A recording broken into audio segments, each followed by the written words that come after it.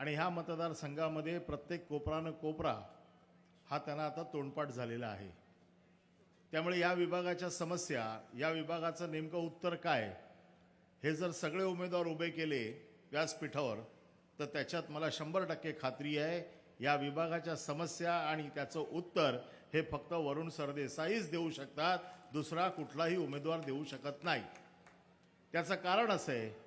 की मागच्या वेळेला आपल्या गफलतीमुळे झिशान सिद्दीकी निवडून आले। हा जो इथे जो व्यासपीठ आज जिथे उभं केलंय ह्याच्या दोन्ही बाजूच्या ज्या वस्त्या आहेत किंवा हे 3 वॉर्ड जे आजूबाजूला लागून आहेत हे तिघेही शिवसेनेचे बालेकिल्ले म्हणून ओळखले जातात आणि ह्या बालेकिल्ल्यामध्ये शिवसेनेच्या व्यतिरिक्त कधीच आजपर्यंत दुसरा कुठलाही झेंडा फडकलेला नाही। त्यामुळे मला खात्री आहे आणि आम्हाला आजपर्यंतचा अनुभव आहे की या नाक्यावरती जी सभा होते ही नेहमी आतापर्यंतच्या इतिहासामध्ये ही विजयी सभाच ठरलेली आहे आणि आज ती सभा होऊ घातलेली आहे। आणि उद्धव साहेबांनी या विभागातल्या नागरिकांना ज्या ज्या वेळेला आवाहन केलेलं आहे ह्या विभागातले सर्व नागरिक शिवसेनेच्या पाठीशी अतिशय मजबूतीने उभे आहेत। मी वेळ कमी असल्यामुळे फक्त एवढंच सांगू इच्छितो की उद्धव साहेब तर आपल्या भाषणात सांगतीलच, परंतु ज्या वेळेला ह्या विभागाचा सगळ्यात महत्त्वाचा जो प्रश्न आहे आपल्या घरांचा, त्या बाबतीतला गृहनिर्माण धोरणाची सुरुवात ज्यावेळेला 2014 ते 19ला ज्यावेळेला सरकार होतं त्यावेळेला उद्धव साहेबांच्या हस्ते एक गृहनिर्माण धोरणाचा एक टप्पा पूर्ण झाला होता, परंतु बाकीचं गृहनिर्माण धोरण काही कारणास्तव पूर्ण होऊ शकलं नाही। पण ह्या विभागाचा जो सगळ्यात मोठा प्रश्न आहे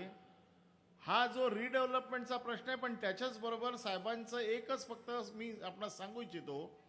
की या विभागामध्ये फार मोठ्या प्रमाणात या डिफेन्सच्या जमिनी आहेत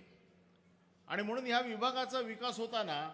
जिथे कलेक्टरच्या जमिनी आहेत तिथे विकास होतोय, परंतु त्याच्या बाजूला ज्या डिफेन्सच्या ज्या जमिनी आहेत त्याच्यावरती आतापर्यंत विकास होऊ शकत नाही। उद्धव साहेब ज्या वेळेला मुख्यमंत्री होते त्यावेळेला हा प्रश्न आम्ही लावून धरला होता आणि केंद्र सरकारशी सगळा पत्रव्यवहार होऊन उद्धव साहेबांनी एक प्रस्ताव पाठवला होता की 50-50% केंद्र सरकार आणि राज्य सरकारचं या जमिनीमध्ये विभाजन व्हावं आणि तो प्रस्ताव ज्या वेळेला सरकारकडे गेला सरकारने एक उच्चस्तरीय समिती मुख्य आमचे जे चीफ सेक्रेटरी असतात त्यांच्या अध्यक्षतेखाली ठेवली होती आणि त्यांना हा प्रस्ताव फायनल करून केंद्र सरकारकडे पाठवायला सांगितला होता। दुर्दैवाने त्याच वेळेला सरकार आमचं गेलं, नाहीतर एव्हाना हा प्रश्न 100% सुटला असता हा मला विश्वास आहे। आणि हा जो काय अडकलेला थोडासा आपला जो पट्टा आहे या पट्ट्याच्या बाबतीतला हा जो काय गेल्या कित्येक वर्षाचा प्रश्न आहे हा सोडवण्याचा पूर्णपणे उद्धव साहेब मुख्यमंत्री असताना प्रयत्न झाला होता।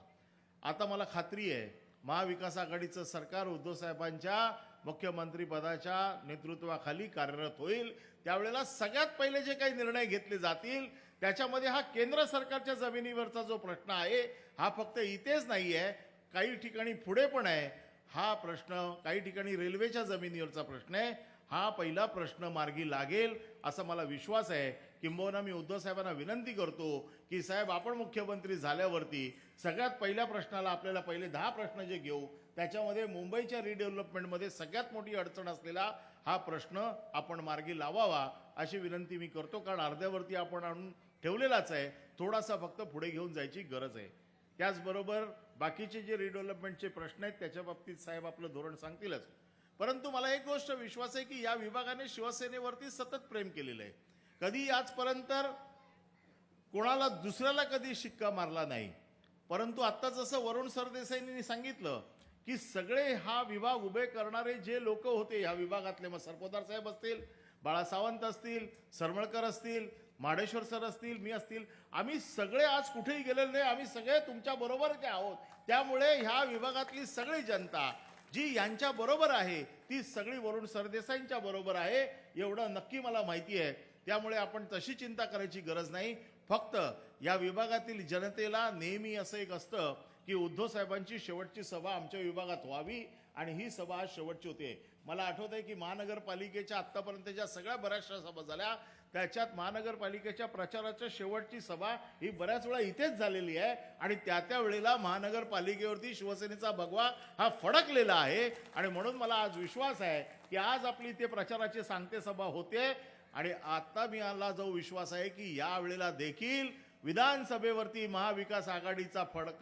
भगवा फडकवेल आणि त्या भगवड्याचं नेतृत्व महाराष्ट्र विधानसभेचं नेतृत्व महाराष्ट्राचे मुख्यमंत्री उद्धवजी ठाकरे करतील आणि त्यावेळेला विश्वासदर्शक ठराव ज्या वेळेला येतो त्यावेळेला आपल्याला माहिती आहे की सगळ्या आमदारांना हात वर करून सांगावं लागतं. मी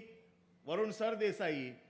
वांद्रे पूर्व मतदारसंघाचा आमदार म्हणून उद्धव साहेबांच्या विश्वासदर्शक ठरावाला मी माझे समर्थन देत आहे आणि असे समर्थन बघण्याची काही दिवसाची आमची आम्हाला वाट बघायची आहे. परंतु माझा विश्वास आहे की नक्की या विभागामध्ये वरुण सरदेसाई शिवसेनेचे आमदार म्हणून निवडून जातील आणि म्हणून तुम्हाला सगळ्यांना